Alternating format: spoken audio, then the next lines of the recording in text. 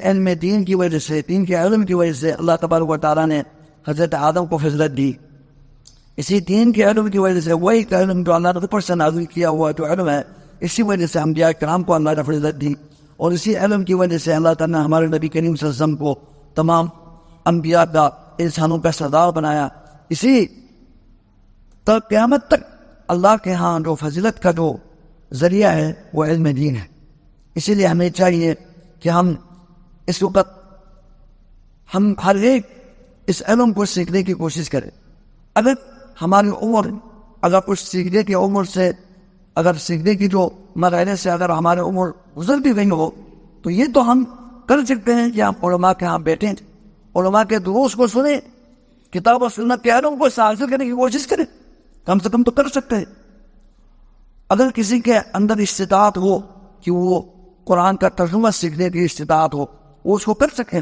بلکہ ایک علم کی ایک قسم یہ ہے، علم میں فرض دینی ہے، یعنی ہر تمام مسلمانوں کے اوپر وہ علوم سیکھنا ضروری ہے جو ان کے اوپر عمل کرنا ضروری ہے. مثلا صحیح عقیدہ حاصل کرنا، ہمارا عقیدہ کس طرح ہونا چاہیے، اس کے بارے میں جاننا، کون سی بات شرک ہے، کون سی بات توحید ہے، اس کے بارے میں جاننا ہر انسان کے اوپر واجب ہے، تاکہ وہ غلط کام نہ کرے، شرک نہ کرے. یہ تو ضروری ہے، اس طرح کے علم حاصل کرنا ضروری ہے. یہ صرف علماء ٹھیکیدار نہیں ہیں، ان کو ٹھیکے پہ دے دیں بس علماء نے سمجھ لیا ٹھیک ہے. علماء تو اس دین کو تفصیلی طور پر جانتے ہیں، تمام جزیات کو جانتے ہیں، یہ تو ان کے اوپر ہے. لیکن آپ کے اوپر جو آپ نے کیا عقیدہ رکھنا ہے، کس عقیدے پہ آپ نے چلنا ہے، یہ تو آپ کے اوپر ضروری ہے. ہر انسان کے اوپر فرض عین ہے، اس صرف علماء پر نہیں ہے، ہر انسان کے اوپر. اسی طرح جو بھی عمل جو آپ کے اوپر کرنا واجب ہے، مثلا نماز پڑھنا، روزہ رکھنا. اگر کسی کے اوپر زکوٰۃ فرض ہو جائے تو زکوٰۃ دینا، کس طرح زکوٰۃ دینی ہے. اگر کسی کے اوپر حج فرض ہو جائے، حج میں نے کیسا کرنا ہے، حج میں نبی علیہ السلام نے کیا طریقہ اپنایا، آپ کی سنت کیا ہے. یہ تمام عبادات جو ہمارے پر واجب ہے، ان کے بارے میں ضروری مسائل کا جاننا ہر مسلمان کے اوپر کیا ہے، ضروری ہے. یہ فرض عین ہے، سب پر ہے. باقی تو دین کے جو تفصیلی علوم ہے، دین تو بہت ہی وسیع ہے، علم تو سمندر ہے، اس کا کوئی کنارہ نہیں. ان تمام علوم کا جاننا یہ علماء کرام کے اوپر ہے، یہ فرض کفایت ہے. اس لیے ہمیں چاہیے کہ ہم ضروری علوم کو ہم سیکھیں.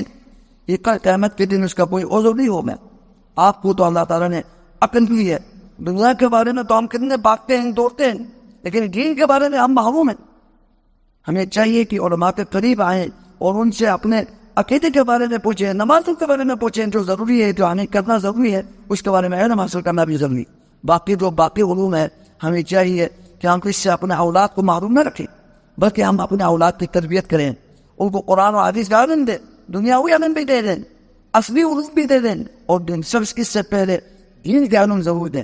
اگر آپ اس کو اس دینی مدرسے میں داخلہ کرائے گا تو سب سے پہلے اس دنیا میں ہی یہی بچہ، یہی بیٹا یا بیٹی، یہی پوتا یا پوتی، یہی نواسا یا نواسی آپ کے کیا ہو جائے گا، دنیا میں بھی آپ کے آنکھوں پہ ٹھنڈک پڑے گا.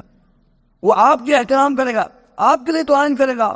آپ کے فوت ہونے کے بعد کم سے کم صحیح معنوں میں سنت کے مطابق جنازہ پڑے گا. آپ کے لیے فوت ہونے کے بعد بھی دنیا میں بھی آپ کا احترام جاننے والا کون ہے؟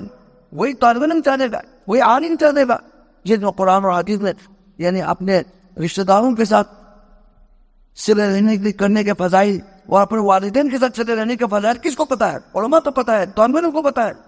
تو آپ کے لیے آنکھوں کا ٹھنڈک یہی بنے گا، آپ کے نافرمان نہیں ہوگا. آپ کے فوت ہونے کے بعد بھی اگر دعا کی توفیق ہوگی تو یہ علماء کو توفیق ہوگی، طلباء کو توفیق ہوگی.